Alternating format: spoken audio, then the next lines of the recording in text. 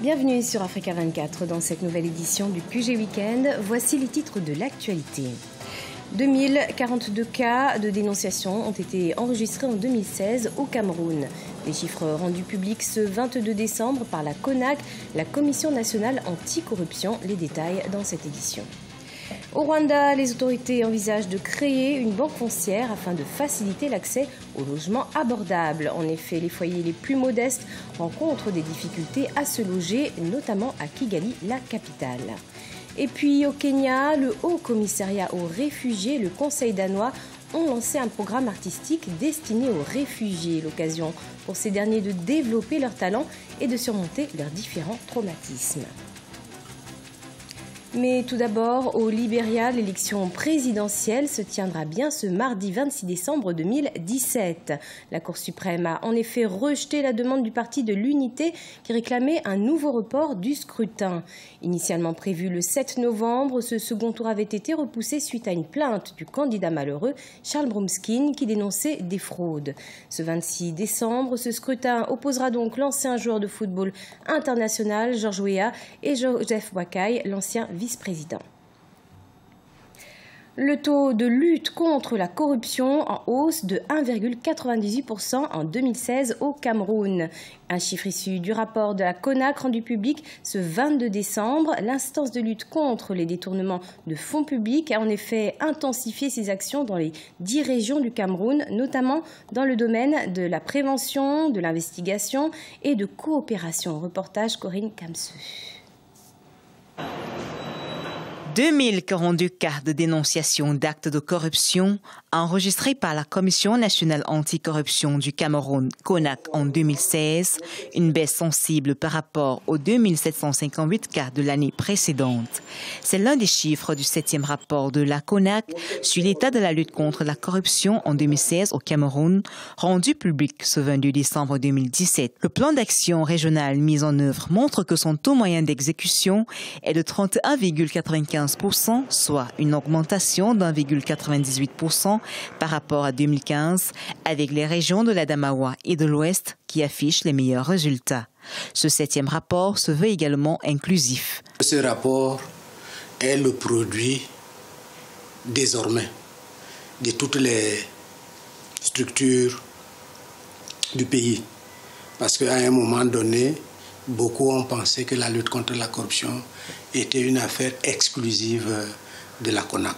Aujourd'hui, il y a une avancée très importante de contribution des structures administratives, des structures judiciaires, des services privés, des ONG. Les actions de la CONAC ont déjà permis au Cameroun de recouvrer plus de 50 milliards de francs CFA. La CONAC rapporte plus qu'elle ne fait dépasser. 15 milliards par ici, qu'un ministre voulait voler en ajoutant un soi-disant contrat complémentaire. Les trucs de Kribi, le port de Kribi, où des fonctionnaires par délit d'initié sont allés s'accaparer des terrains et demandent d'être dédommagés. Je ne peux pas vous citer tout. La CONAC est une nécessité. Tout de même, pour de nombreux acteurs politiques, ce 7e rapport n'apporte pas toutes les réponses en matière de prévention de fraude électorale. Dans ce rapport, la corruption est toujours restée dans le sens économique, alors que nous autres partis politiques estimons que c'est la corruption électorale qui devrait d'abord être combattue, la corruption politique. Si cette corruption politique est combattue, la corruption économique, financière va s'en suivre sans problème. Après la mise sur pied de la CONAC en 2006 et la création en 2013 d'un tribunal criminel spécial consacré au détournement des fonds publics, la révision du code pénal en juillet 2016, qui a introduit cette nouvelle infraction relative aux actes de corruption, vient renforcer ce dispositif de lutte. Au Congo, un accord de cessez-le-feu et de cessation des hostilités a été signé ce samedi 23 décembre à Kinkala entre le gouvernement congolais et Jean-Gustave Tondo, le secrétaire général du Conseil national des Républicains, représentant les rebelles du pasteur Toumi. Un conflit opposait depuis 2016 au sud de Brazzaville, dans les forêts du département du Poul, les miliciens du pasteur Toumi aux forces de sécurité. Plus de 138 000 personnes ont été déplacées à cause des affrontements selon les Nations Nations Unies. Le porte-parole du gouvernement congolais, Thierry Mungala, se réjouit de cet accord de cessez-le-feu qui constitue, selon lui, un point d'étape heureux dans une crise qui dure depuis avril 2016. Au Rwanda, les autorités envisagent de créer une banque foncière qui permet de faciliter l'accès aux logements abordables pour les foyers les plus modestes, notamment à Kigali, la capitale. Une mesure qui prévoit également une réduction de 50% du taux d'intérêt pour les promoteurs des logements. Reportage Fraternida Kaisanga, notre correspondant au Rwanda. Ça fait plus de 10 ans que le gouvernement rwandais a commencé à acheter des parcelles à des particuliers pour réduire le coût des logements, surtout dans la ville de Kigali, la capitale rwandaise. Une opération qui n'aurait pas eu d'impact significatif selon les experts et les promoteurs de logements, qui dénoncent la cherté des terres habitables, les matériaux de construction et le taux d'intérêt sur les prêts au logement.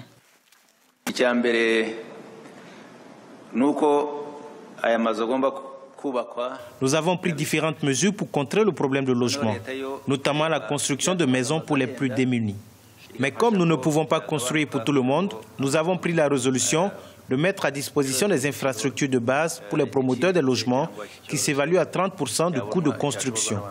Et à partir de 2018, nous allons établir un fonds de soutien aux investisseurs dans ce secteur qui pourra réduire considérablement le taux d'intérêt des prêts au logement.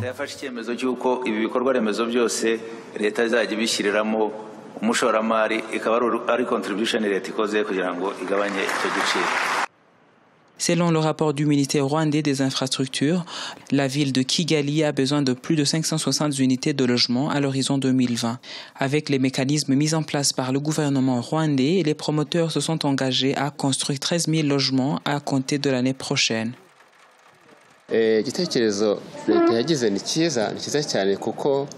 Je pense que c'est une bonne idée de créer une banque dédiée aux problèmes de logement abordables au Rwanda, surtout à Kigali. Mais je pense qu'il faudra faire plus que ça pour trouver des solutions durables à ce problème. Il faudra aussi tenir compte des avis des différents experts en la matière parce qu'il y a beaucoup de détails qu'il faut prendre en compte pour y remédier.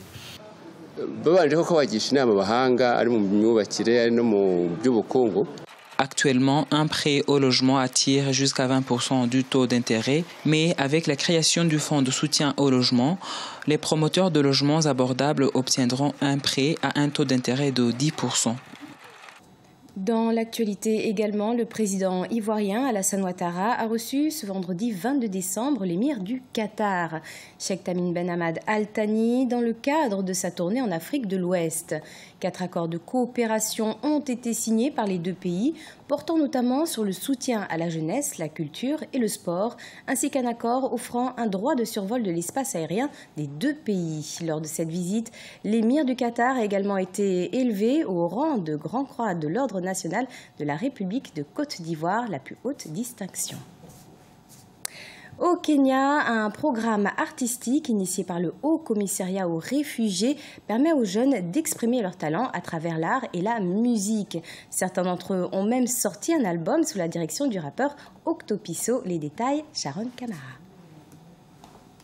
Au Kenya, de jeunes réfugiés, principalement issus des camps de Kakuma et de Dadaab, s'exercent aux activités artistiques grâce à un programme inédit.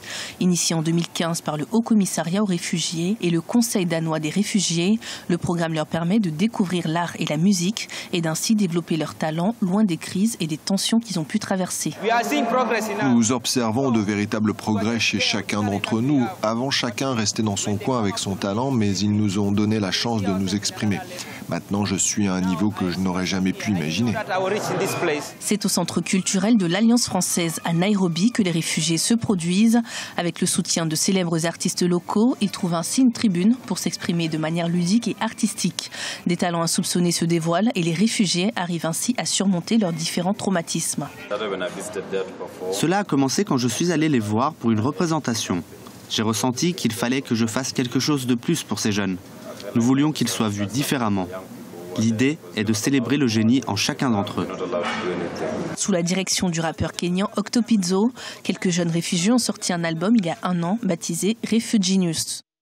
C'était le journal de la rédaction. Merci de l'avoir suivi. Retrouvez dans un instant une nouvelle édition de l'information sur Africa 24.